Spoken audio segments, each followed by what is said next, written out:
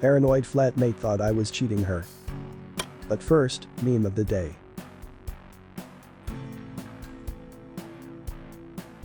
This happened 10 years ago, when I was studying abroad in Spain. I had rented a 4-bedroom apartment and then advertised the other rooms, trying to find nice flatmates. The first 2 were great, but I was struggling to find a 4th one. There were some people interested, but I just had a bad feeling about them. In the end, I decided to accept this Russian girl, against my better judgment. She was trouble from the beginning. Always in a bad mood, always acting as if the world owed her something. She said many times she hated Spain, and I'm thinking, why are you here then? She always seemed paranoid that she was being cheated by everyone. For example, once she found out I didn't pay the same amount as the other 3, obviously I paid less. I was the one who found the flat. It was my name on the contract and all bills. I was liable for all damages. They weren't my friends. I didn't have a contract with them. It was all casual. So she told me it was illegal to sublet, and that if I didn't start paying the same, she'd call the police. I told her it was only illegal if the owner of the property wasn't aware of it. She actually found the number of the owner and called him to complain about me. Luckily he's a cool guy and told her I have my contract with him. Whatever you agreed with him is your problem. I only know this because he called me saying that girl is trouble. Anyway, this long year comes to an end and we all need to go back to our countries. Before that, we need to calculate our final expenses. The way it works in Spain, they only check your gas and water twice a year, I think. In the meantime you pay an estimate, and when they check they adjust, and you either pay more or receive money back. To simplify the calculations, I had been the one paying all the bills every month. Then once they checked the gas and water, and we had the correct number, I'd be able to calculate exactly how much they owed me. Trying to avoid any complaints from the Russian girl, who I was sure would think I was cheating her somehow, I made the clearest table possible. Every bill was attached to it.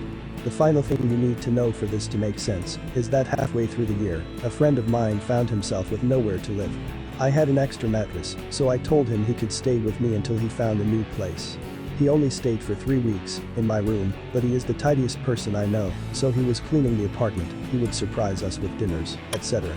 My other 2 roommates actually told me we should kick the Russian out and have my friend move in permanently with us. Eventually he found a new place and left us.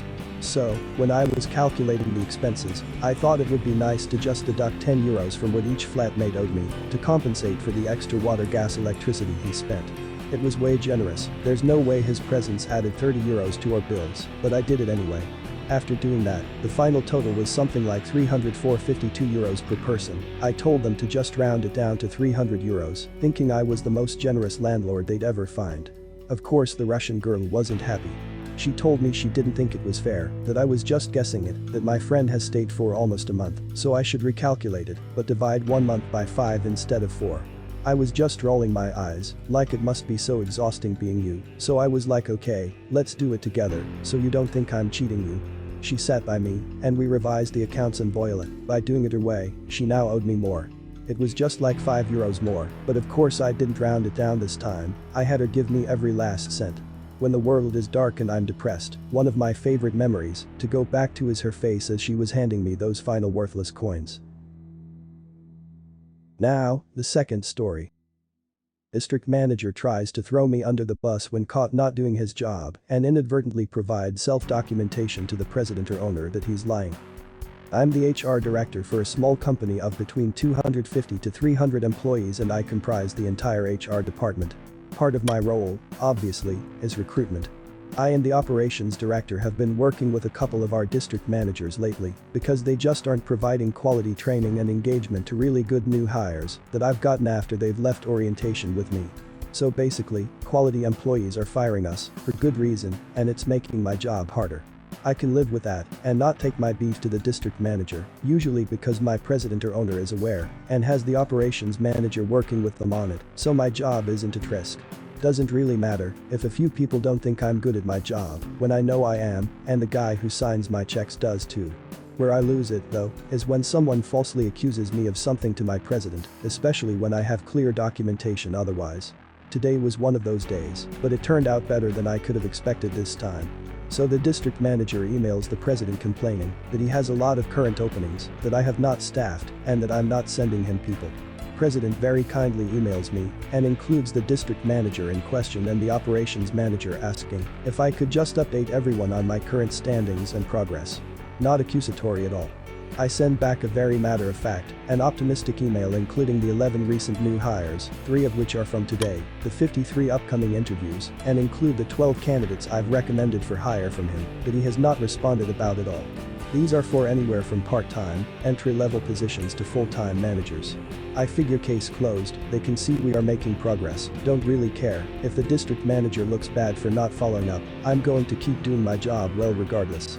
The district manager replies all with an absolute scathing email saying he's not seen any new employees. Who am I talking about? He's interviewed everyone I've sent him, even if I'm not aware, and basically says prove it. Okay. So I do. I email him and the president and the operations manager with a list of the names of the employees and their position, the candidates and positions I've sent him with no response, and documentation showing that he has not been updating his applicant tracking file showing anything on his end at all, so none of us have any way to see if he's actually doing anything. I even offer to resend all of the specific emails that I've sent him for each candidate with all of my notes, summarized for his convenience, if he's misplaced them, including the timestamp they were originally sent, so he can prioritize the older ones. Not only is his response livid, but it's completely unprofessional and self-incriminating. He replies all to the entire exec team and says I'm sorry I'm not organized and perfect like you, and then proceeds to admit to not using our software at all, not keeping track of my emails and notes, and having no clue as to who these people are because he isn't actually following company policy. The operations manager is dying laughing saying, I've never seen someone so angry that you answered his question. Meanwhile, the president has it in writing that not only is the district manager inept, but he's a liar too. It's been a good day.